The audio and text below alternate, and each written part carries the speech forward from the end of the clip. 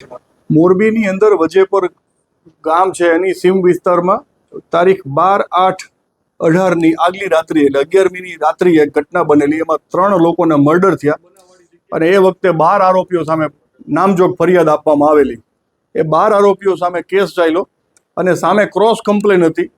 જેના મૃતકો છે એમની સામે પણ આ ગ્રુપે ફરિયાદ આપેલી અને 3ના મૃત્યુ થયા એટલે એમની સામે એબેટેડ સમરી ભરાઈ ગયેલી અને આ 12 લોકો સામે કેસ મોરબી ડિસ્ટ્રિક્ટ જજ સાહેબ મેરડા સાહેબની કોર્ટમાં ચાલ્યો અને ચાલુ ટ્રાયલ દરમિયાન એક આરોપીનું દેહાંત થતા આજે 11 આરોપીઓને આઈપીસી કલમ 302 નીચે તકસીરવાન ઠેરવી આજીવન કારાવાસની સજા આપી છે અને સાથે સાથે રાયોટ હતી એટલે 143 જે સેક્શન છે એ મુજબ 6 મહિનાની સજા અને 1000 દંડ, 147માં 2 વર્ષની સજા અને 2000 દંડ અને 148માં 3 વર્ષની સજા અને 3000 રૂપિયા દંડ અને આઈપીસી કલમ 302 મુજબની જે છે એમાં પર પર્સન આરોપીઓએ 50,000 રૂપિયા દંડ ભરવો. એમ કુલ જે દંડની રકમ ભેગી થાય એમાંથી 2 લાખ રૂપિયા વળતર ફરિયાદ પક્ષના જે ભોગ બનનાર છે 3 ગુજરનારના પરિવારને ચૂકવવું આવો હુકમ થયો છે.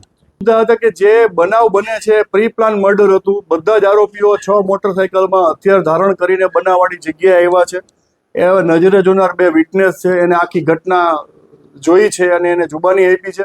બીજું કે ક્રોસ કમ્પ્લેન હતી એ વખતે ઝઘડો સામસામે થયો તો 2 પક્ષે ફરિયાદ થઈ હતી એટલે હાજરીની પણ શક્યતાનો કોઈ ઇસ્યુ નહોતો એટલે નામદાર કોર્ટે કદાચ હાજરી માની હશે એવું અમારું માનવું છે. અમારી એ જ દલીલ હતી કે એની હાજરી 11 લોકોની ત્યાં સ્થળ ઉપર પુરવાર થાય છે.